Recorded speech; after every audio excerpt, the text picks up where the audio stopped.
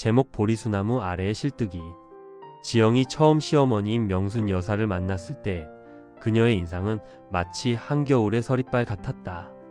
명순은 홀로 아들을 키워내며 굳어진 강인함과 고집을 꼿꼿한 허리에 두르고 있었다.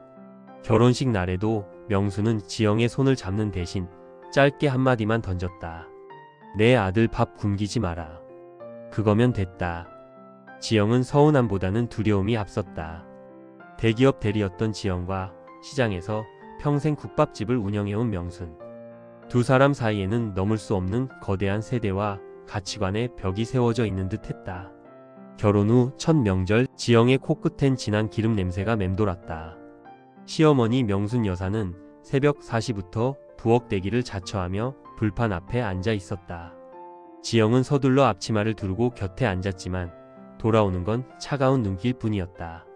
어머니, 제가 뒤집을게요. 좀 쉬세요. 내버려둬라. 내가 하면 자꾸 부서져서 제사상에 못 올린다. 너는 가서 밤이나 쳐라. 지영은 삐져나오는 한숨을 삼키며 밤을 깎기 시작했다. 명수는 지영이 깎아놓은 밤을 보더니 혀를 찼다. 살을 다 깎아 먹으면 먹을 게 어디 있니? 귀한 음식 아까운 줄 모르는구나. 지영의 눈시울이 붉어졌다. 배우고 싶어도 가르쳐주질 않으시면서. 속마음은 목구멍까지만 차올랐다 사라졌다. 명순의 말은 늘 칼날처럼 날카로웠다. 지영은 밤마다 남편 뒤에서 소리 죽여 울었다. 명순 역시 마음이 편치만은 않았다. 곱게 자란 며느리가 혹여나 자신의 거친 말투에 상처받을까 봐 걱정하면서도 입만 열면 평생 살아온 방식대로 독한 소리가 튀어나왔다. 그것은 명순이 거친 세상을 버텨온 유일한 방어기제였다. 갈등은 지영의 직장 생활이 바빠지면서 극에 달했다. 야근을 마치고 돌아온 어느 날 밤, 명순이 거실 소등도 하지 않은 채 앉아 있었다. 여자가 박도리질을 하면 집안 꼴이 어찌 되겠니? 내 아들 저녁도 못 얻어먹고 들어오게 만들고. 어머니, 저도 제 커리어가 있어요. 그리고 민석 씨도 제가 바쁜 거 다 이해해요. 커리어? 그게 밥 먹여주냐? 가정이 편안해야 밖에서도 일이 되는 법이다. 명순의 말은 늘 이런 식이었다. 지영에게는 희생을 강요하는 구시대적 훈계로 들렸고, 명순에게 지영은 가족의 온기를 모르는 차가운 시녀성처럼 보였다. 두 사람 사이엔 보이지 않는 유리벽이 두껍게 쌓여갔다. 사건은 지영이 무리한 업무와 스트레스로 아이를 잃고 몸조리조차 제대로 못한 채 알아누웠을 때 일어났다. 남편 민석은 지방 출장 중이었고 지영은 어두운 방 안에서 혼자 앓았다. 그때 도어락 소리가 들렸다. 지영은 몸을 일으킬 기력조차 없었다. 명순이었다. 또 한 소리 하시겠지. 애 못 지켰다고 나무라시겠지. 지영은 이불을 머리 끝까지 뒤집어 쓰고 눈을 감았다. 그런데 예상과 다른 소리가 들렸다. 도마 위에 경쾌하게 울리는 칼질 소리, 압력 밥솥이 칙칙거리며 뿜어내는 수증기 소리, 그리고 고소한 참기름 냄새. 한참 뒤 방문이 열렸다.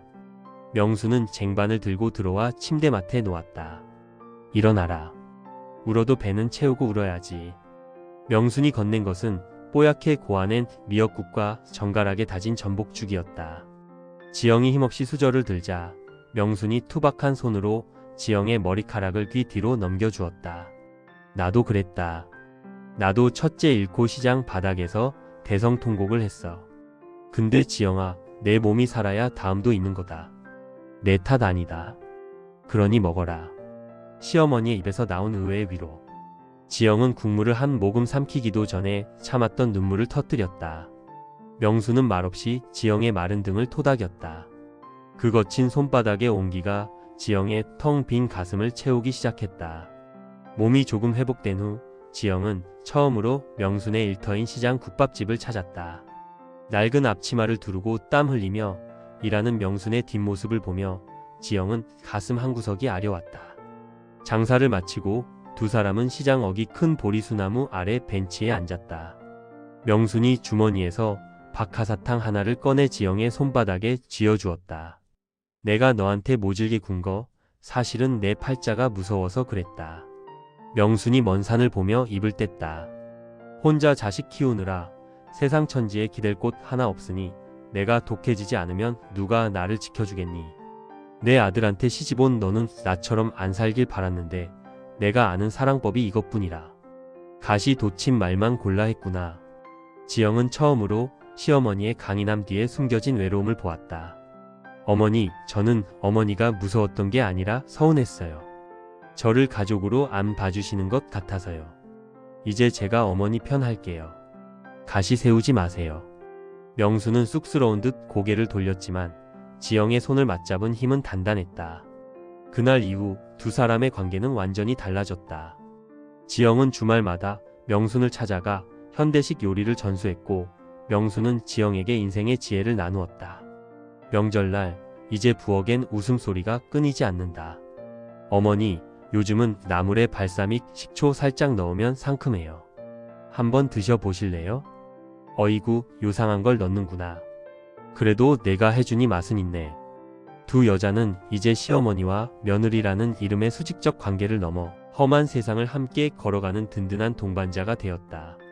명순의 굳어있던 얼굴엔 잔잔한 미소 주름이 자리 잡았고 지영의 눈에는 세상을 품을 줄 아는 깊이가 생겼다.